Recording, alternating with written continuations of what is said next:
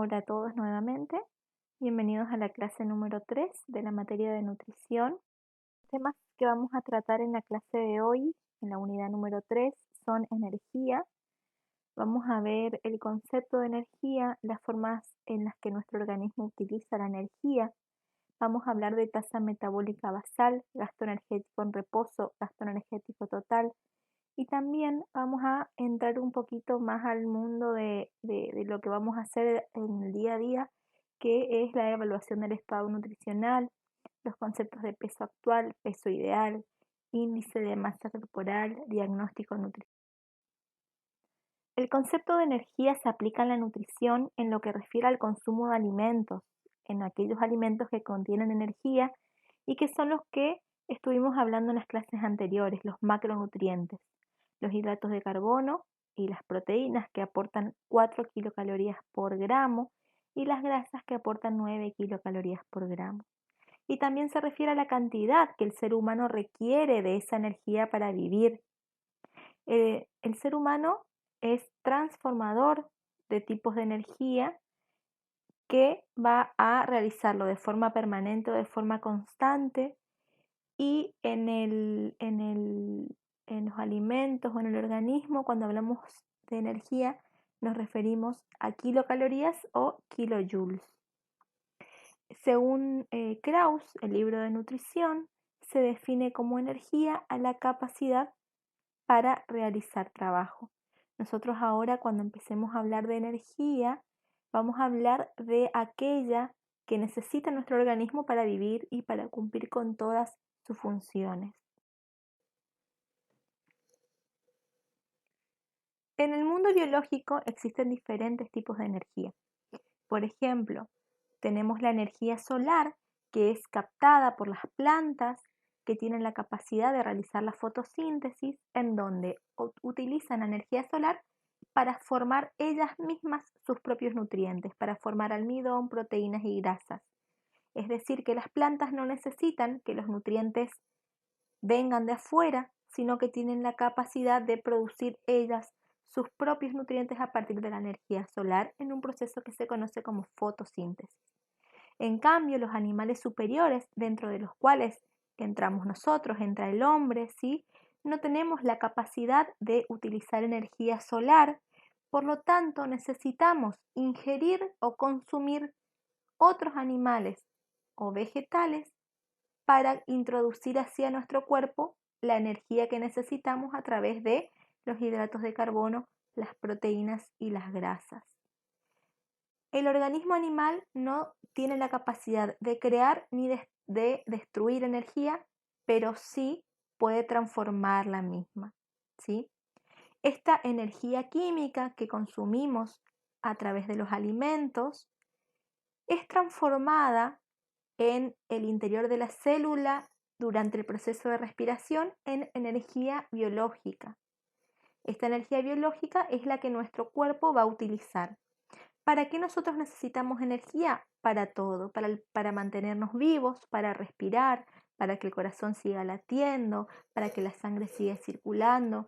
Necesitamos energía para el trabajo que realizamos día a día, para caminar, para trabajar, para pensar, para movernos y también necesitamos energía para crecer, para que se formen tejidos, por ejemplo.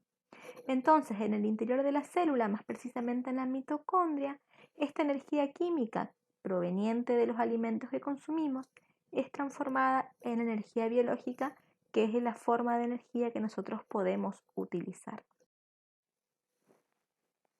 Para que sepan de qué se trata más o menos la respiración celular, ¿sí? Es un proceso químico que se realiza en el interior de las células y consiste en la transformación de nutrientes para liberar la energía que contienen sus enlaces químicos.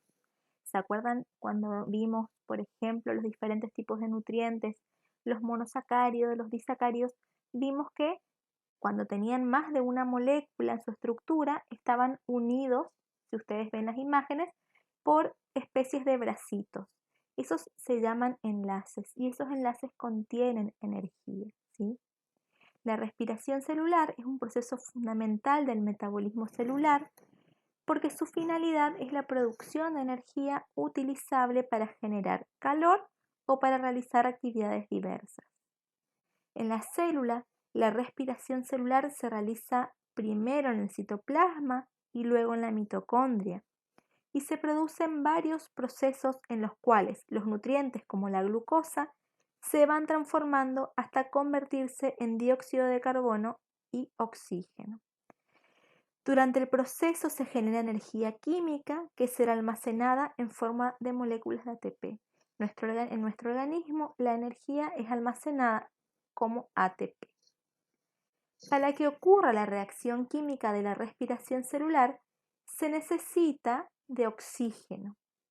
¿Por qué? Porque el oxígeno, mediante la oxidación, es capaz de descomponer la glucosa.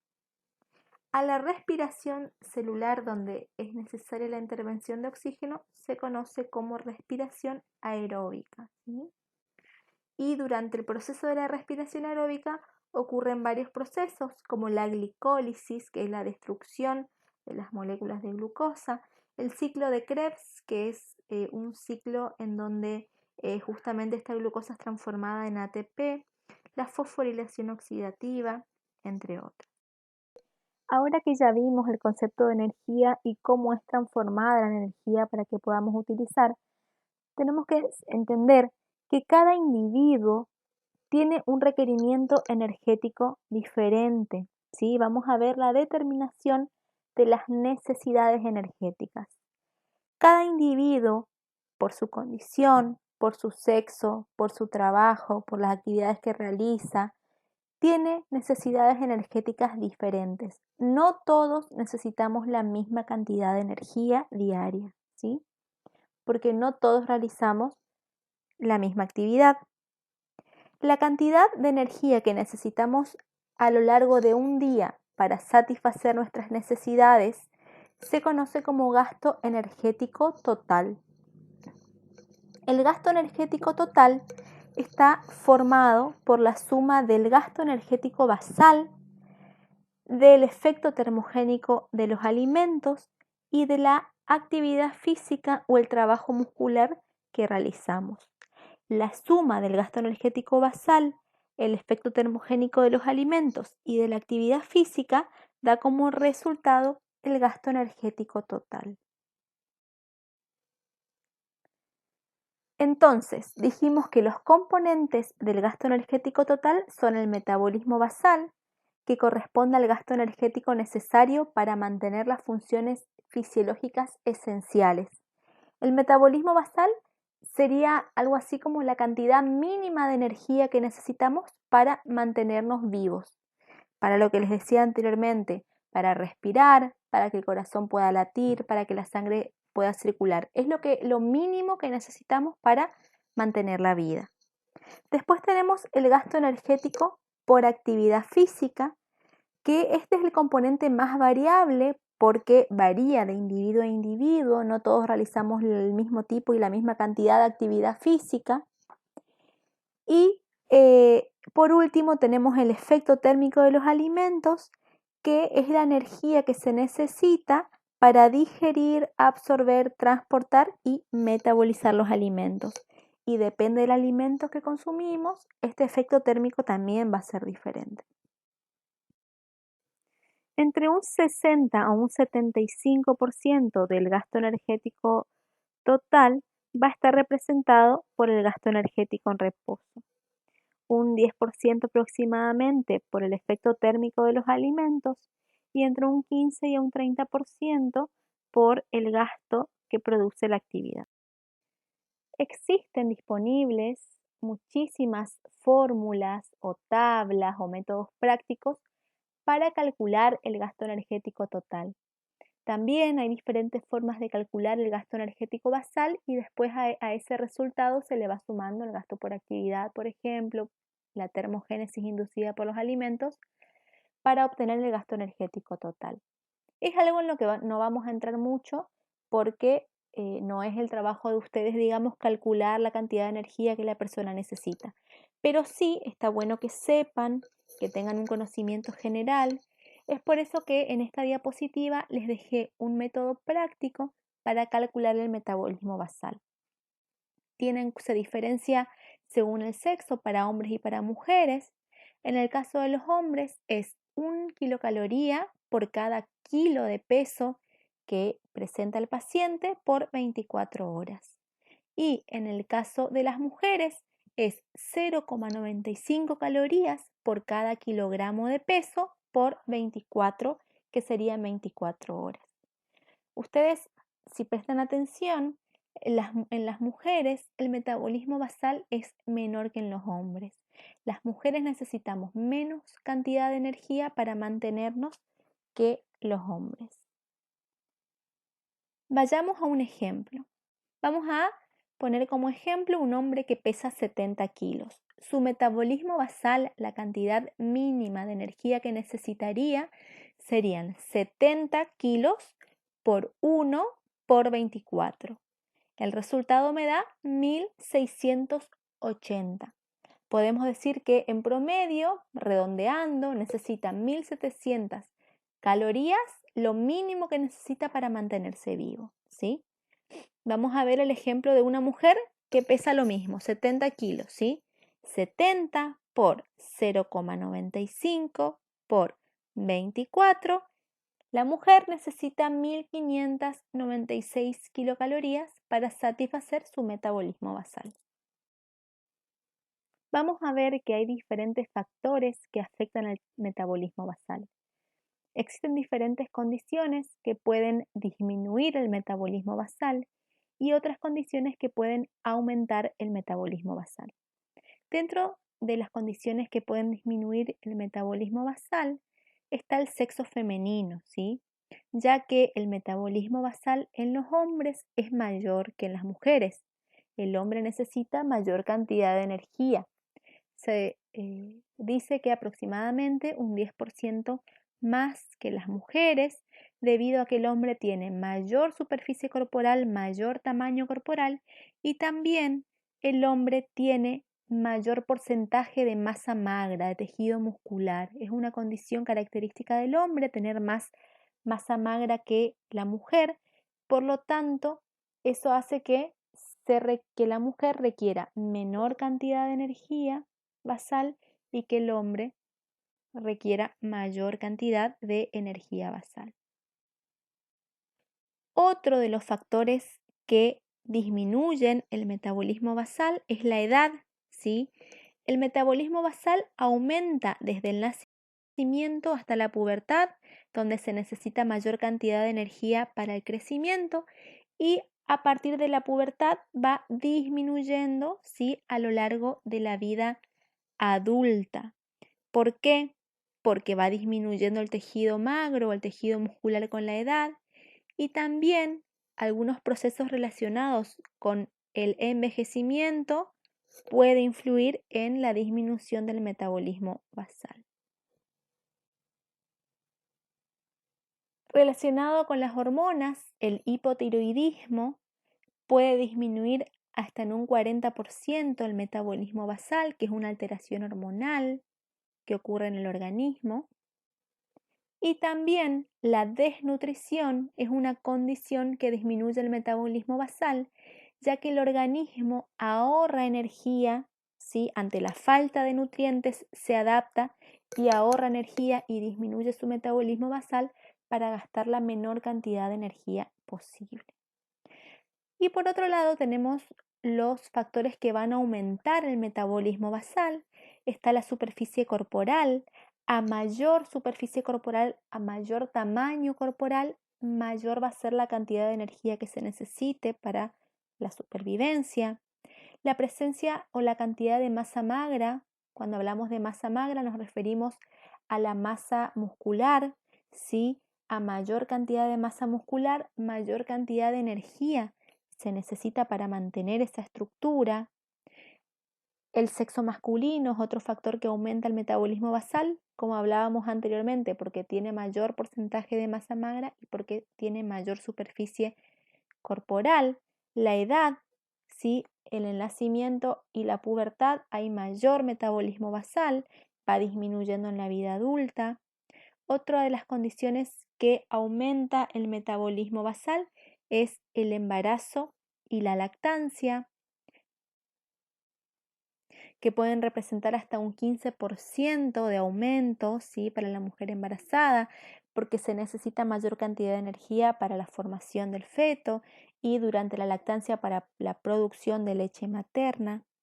También el clima es un factor que puede aumentar el metabolismo basal, ya que en el clima frío se requiere una producción adicional de calor para mantener la temperatura corporal. Alteraciones hormonales como en el hipertiroidismo puede haber un aumento hasta del 80% del metabolismo basal. En los procesos infecciosos o febriles, es decir, cuando la persona está infectada o cuando tiene fiebre, también aumenta el metabolismo basal. A mayor temperatura corporal, mayor es el metabolismo basal, ¿sí? Y el estrés también es un factor que aumenta el metabolismo basal porque se liberan sustancias denominadas catecolaminas que son las responsables de aumentar el metabolismo. Así como existen factores que influyen en el metabolismo basal, también existen factores que influyen en el efecto térmico de los alimentos. Dijimos que el efecto térmico de los alimentos era la cantidad de energía que se necesita para el metabolismo, para la digestión, la absorción, la utilización, el almacenamiento de los alimentos y está estrechamente relacionado con la ingesta de alimentos. Dentro de estos factores tenemos el valor calórico de la alimentación. Esto quiere decir que a mayor cantidad de calorías que consumamos, mayor energía vamos a utilizar para su metabolismo. También la cantidad, calidad y armonía en los aminoácidos o proteínas. Cuando el aporte de proteínas en la dieta es insuficiente, aumenta el efecto térmico de los alimentos y también el fraccionamiento de la alimentación influye en el efecto térmico de los alimentos. Cuanto más fraccionada esté la alimentación o cuanto más veces al día se consuman alimentos, mayor va a ser el efecto térmico de ellos. Y por último, tenemos el gasto energético que se le adiciona por el tipo de actividad, que vamos a ver que según el tipo de actividad es diferente el porcentaje que se va a agregar. Si la actividad es muy sedentaria, se agrega al gasto energético en reposo un 30%, es decir, se multiplica el gasto energético en reposo por 30, se divide por 100 y a ese valor que nos da se le suma el gasto energético en reposo. ¿Qué significa una actividad muy sedentaria? Es aquella en la cual la mayor parte del tiempo la persona va a estar sentada o de pie y incluye actividades como conducir, el trabajo en oficina, en computadora, jugar a las cartas, tocar algún instrumento musical. Tenemos actividad sedentaria a la cual se le agrega un 50% al gasto energético en reposo. Es aquella que se realiza un 75% sentado o de pie y un 25% en movimiento, por ejemplo, trabajos de taller, instalaciones eléctricas, camareras, personal de limpieza doméstico, cuidadores de niños, deportes como golf, tenis de mesa, entre otras. Se considera actividad moderada aquella en la cual se pasa un 75% del tiempo moviéndose y un 25% del tiempo sentado de pie, como trabajos de jardín, transporte de carga, bicicleta, esquí, tenis, baile, y a la actividad moderada se le aumenta un 75% al gasto energético en reposo. Y se considera como una actividad activa a aquella en donde el 60% la persona está con alguna actividad intensa y el 40% del tiempo está sentado o de pie, como por ejemplo caminar con carga cuesta arriba, cortar árboles, cavar con esfuerzo, baloncesto, montañismo, fútbol, rugby, entre otras. En la actividad activa se le aumenta un 100% extra al gasto energético en reposo. Entonces, para resumir la primera parte y antes de entrar a lo que es la evaluación del estado nutricional, para resumir y para que le queden en claro los conceptos básicos de la primera parte de la clase de hoy, me gustaría reforzar el concepto de energía. Es la cantidad de calorías cuando hablamos de alimentos o energía necesaria para que el organismo de una persona pueda llevar a cabo sus funciones básicas vitales y además para que pueda realizar actividad y trabajar. En los alimentos dijimos que esta energía está representada por kilocalorías o kilojoules y que ingresa al organismo a través de los nutrientes y de los alimentos. A diferencia de las plantas, los animales superiores, dentro de los cuales estamos nosotros, somos organismos heterótrofos, es decir, que no podemos fabricar nuestra propia energía, sino que necesitamos que la energía ingrese en nuestro cuerpo mediante los macronutrientes, hidratos de carbono, proteínas y grasas, y que dentro de nuestro organismo, mediante un proceso denominado respiración aerobia, que se produce dentro de la célula, transformamos esa energía química de los alimentos en energía biológica útil para poder realizar todos los procesos biológicos. Que el gasto energético total es la cantidad total de energía que necesitamos en un día para llevar a cabo todas las actividades que realizamos y que es diferente en cada persona, porque dijimos que no todas las personas realizamos el mismo tipo de actividad y que el gasto energético total estaba formado por el metabolismo basal, que es la cantidad mínima de energía que se necesita para mantenerse vivo, por la termogénesis inducida por los alimentos, que es la cantidad de energía que se necesita para metabolizar lo que ingerimos, y según la actividad que realizamos, que es el factor que más difiere de persona a persona. La suma de esos tres nos da la cantidad de energía que una persona específica necesita en un día para cubrir o para satisfacer sus requerimientos o necesidades energéticas. En esta segunda parte vamos a ver la evaluación del estado nutricional y vamos a ver algunas fórmulas, las más utilizadas para llevar a cabo esta evaluación. La valoración o evaluación del estado nutricional consiste en obtener distintos parámetros o distintos indicadores que nos van a servir para conocer el estado nutricional de una persona. A través de la valoración del estado nutricional, como dice la palabra, nosotros valoramos, evaluamos si la persona se encuentra normal, si la persona se encuentra con algún grado de malnutrición, y dentro de la malnutrición puede ser por exceso si la persona tiene sobrepeso, tiene obesidad, o por carencia si la persona tiene algún tipo de desnutrición, alguna falta de algún micronutriente. Eso es lo que hace la evaluación o la valoración del estado nutricional. Y sí es importante que ustedes conozcan, porque a veces con una simple valoración clínica o con mirar al paciente nosotros nos podemos dar cuenta si ese paciente necesita una intervención, si necesita un tratamiento nutricional específico. La evaluación nutricional es el punto de partida, es el comienzo para el tratamiento. Si nosotros tenemos una buena valoración nutricional, nuestro tratamiento va a ser exitoso, porque de la valoración nutricional surge el diagnóstico y mediante un buen diagnóstico se puede hacer un buen tratamiento. Si el diagnóstico no es el adecuado y nosotros instauramos un tratamiento o un mal diagnóstico, no vamos a llegar al éxito en el tratamiento, ¿sí? Entonces, como dijimos, a partir de la evaluación del estado nutricional se llega al diagnóstico nutricional, que representa el punto de partida para realizar la intervención o tratamiento. La valoración del estado nutricional incluye 4 valoraciones diferentes, ¿sí? Tenemos la valoración antropométrica, que es aquella que mide las dimensiones o las medidas corporales, como el peso, la talla o los pliegues cutáneos que se valoran, pero de la valoración antropométrica, una sola medida no me representa nada. Por ejemplo, solo el peso no me representa nada. Solo la altura no me representa nada. Siempre hay que relacionar estos valores para que me diga algo. Por ejemplo, relacionamos el peso con el sexo, si es femenino o masculino, relacionamos el peso con la altura o con la edad, ¿sí? porque un valor solo no me dice nada, siempre se relaciona con otro parámetro, ¿sí? Por ejemplo, yo les digo, una persona pesa 80 kilos. Perfecto, puede ser un hombre que mide 1,90, que tiene 30 años y pesa 80 kilos, está bien.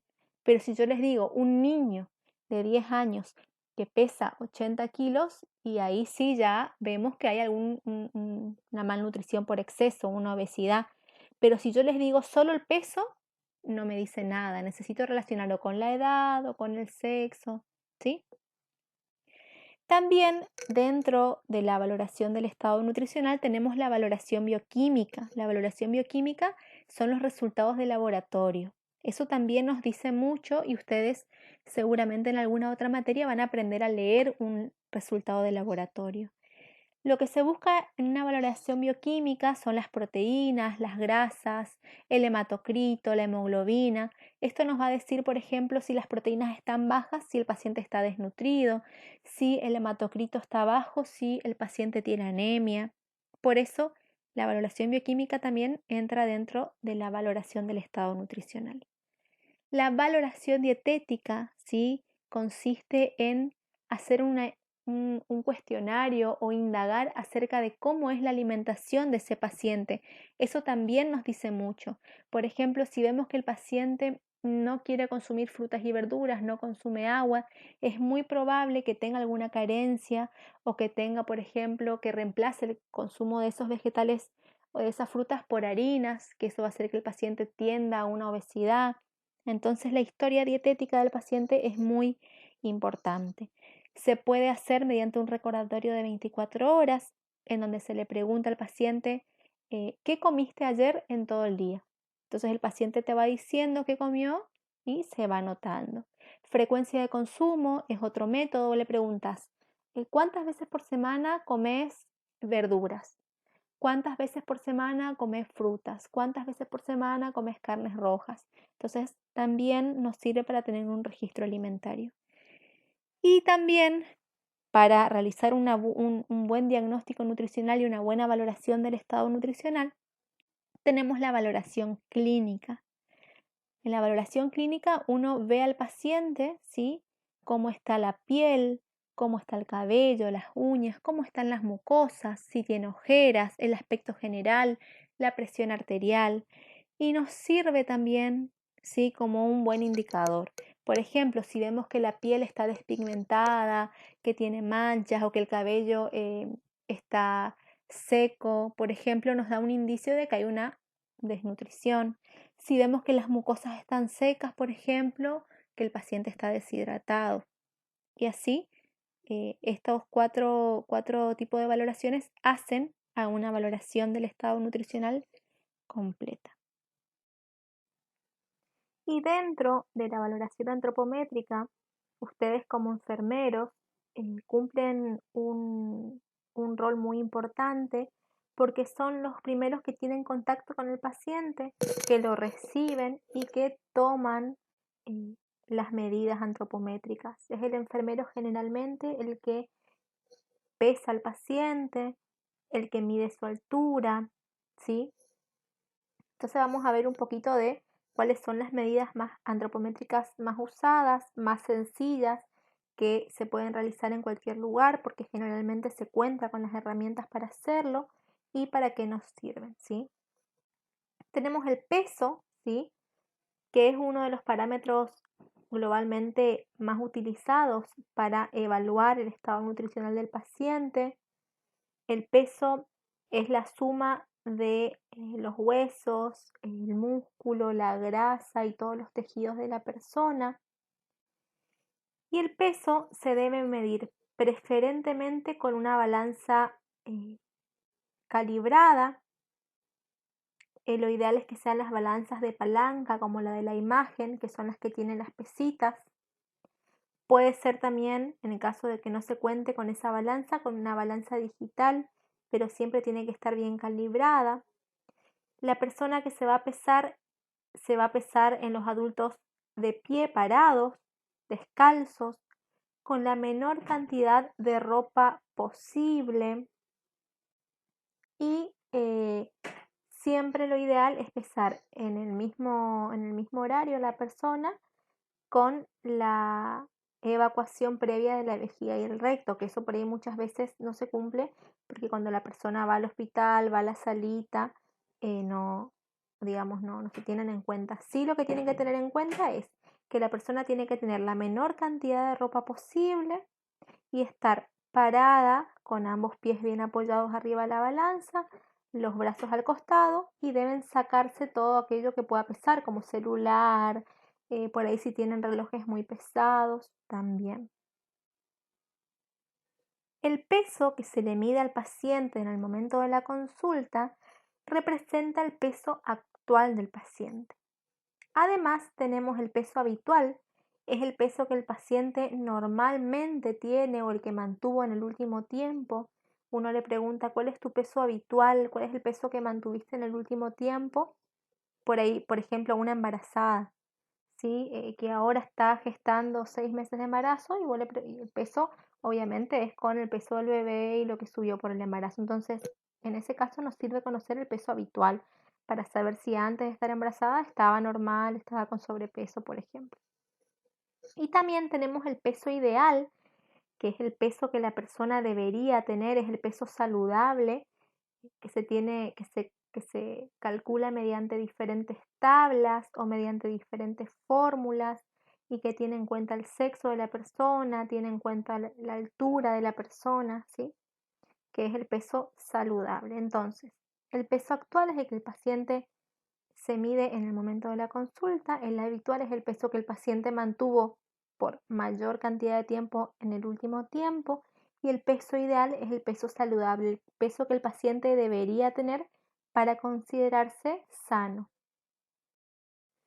Otro de los parámetros antropométricos que se tienen en cuenta, que se deben medir en el paciente cuando llega a la consulta, es la talla, longitud corporal o estatura, que determina cuánto mide la persona, ¿sí? Se toma con un instrumento que se denomina tallímetro en los adultos, se toma de pie. El tallímetro es un instrumento que tiene un eje vertical que es fijo, que es recto, y tiene un eje que es movible y que se ajusta a la altura del paciente. Se denomina tallímetro y lo ideal también es que la persona esté eh, sin mucha cantidad de ropa, con la menor cantidad de ropa posible, que esté parada apoyando los talones contra la pared, la cola contra la pared y la cabeza contra la pared, y que la cabeza esté en plano de Frankfurt se llama, ¿sí? Tiene que estar con la cabeza recta, ¿sí? Mirando para el frente y los conductos auditivos deben estar, digamos, en el mismo nivel que los ojos, ¿sí? También es importante que se mida al paciente más o menos, lo ideal es dentro de los mismos horarios, porque la talla va modificando a lo largo del día, ¿sí? Y que en el caso por ahí de las mujeres que no tengan hebillas ni vinchas y en el caso de los hombres que obviamente no tengan sombreros o gorritos. Dijimos anteriormente que una medida por sí sola no nos sirve para nada, por eso dijimos que vamos a medir el peso por un lado y la talla. ¿Para qué vamos a medir? Para calcular el índice de masa corporal. El índice de masa corporal, también conocido como índice de Quetelet, es el indicador más utilizado a nivel mundial y más recomendado por la Organización Mundial de la Salud para realizar el diagnóstico nutricional, porque es un método muy sencillo, muy simple, fácil de hacer, que no requiere mucho costo y que simplemente pesando y midiendo al paciente se puede obtener. El índice de masa corporal es la relación entre el peso actual del paciente y su estatura al cuadrado. Para calcular el índice de masa corporal, se necesita, como dijimos, el peso del paciente en kilos y la altura en metros, ¿sí? El peso en kilos serían 68 23.300 y la altura en metros sería, por ejemplo, 1.67 metros, ¿sí?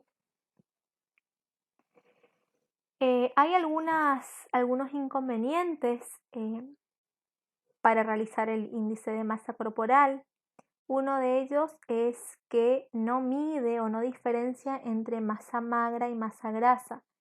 Entonces, por ahí una persona, un físico-culturista o una persona que tiene mucha cantidad de masa magra, mucha cantidad de músculo, le puede llegar a dar un diagnóstico de obesidad porque el peso es muy elevado en relación a la altura que ese paciente tiene.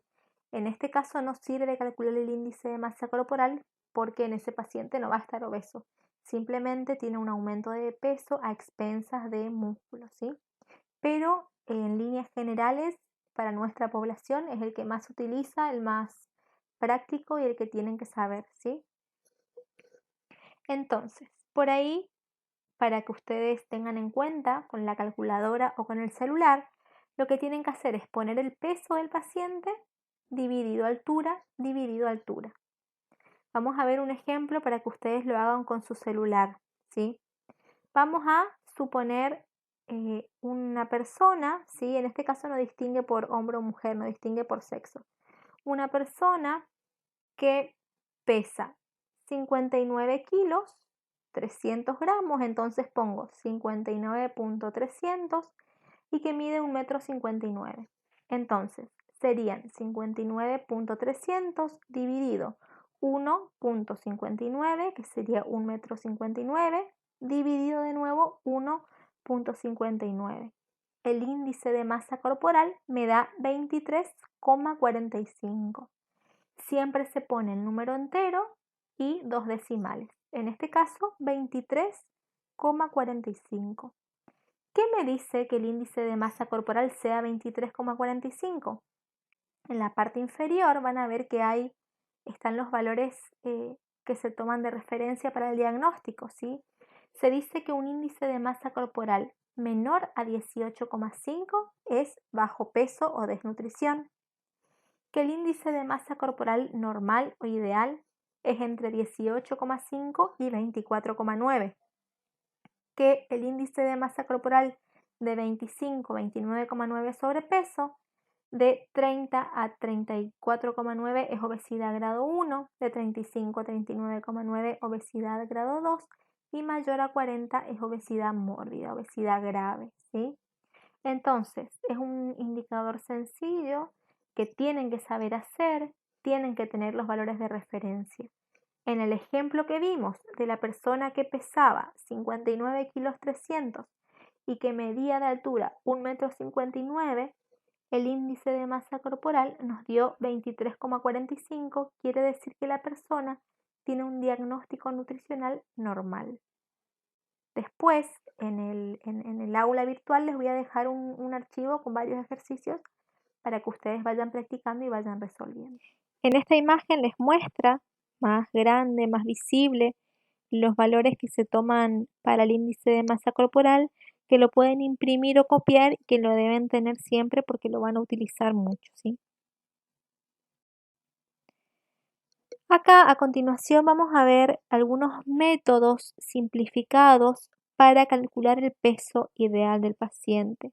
El peso ideal era el peso saludable, el peso que debería tener el paciente, ¿sí?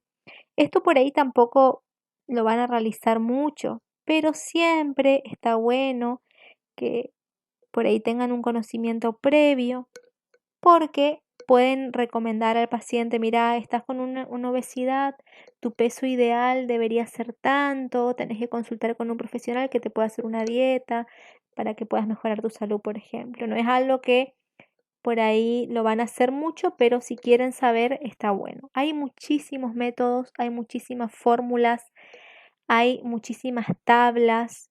Acá yo simplemente les puse los más fáciles de hacer y los más simples. Tenemos una forma de sacar el peso ideal por la fórmula o método de Broca, que únicamente tiene en cuenta la altura del paciente. Se toman la altura en centímetros menos 100. Por ejemplo, la persona mide 1,68 m, tengo que pasar esa altura en metros a centímetros, que serían 168 menos 100. Entonces, en este caso, el peso ideal de esa persona van a ser 68 kilos.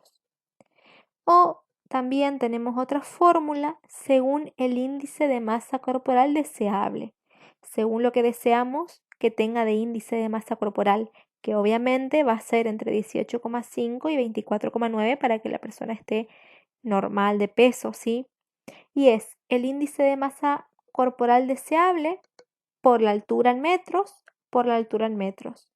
En este mismo paciente que mide 1,68 m, va a ser, por ejemplo, queremos que tenga un IMC de 23, que nos dé normal. Va a ser 23, que es el índice de masa corporal deseable, por 1,68, que es la altura en metros, por 1,68, que es la altura en metros, y nos va a dar que el peso ideal de este paciente es de 64,9 kg. Hay mucha diferencia, o sea, hay bastante diferencia, hay 4 kilos, 3 kilos y piquito entre una fórmula y otra. Pero si ustedes hacen el índice de masa corporal, en los dos pacientes les va a dar normal, ¿sí?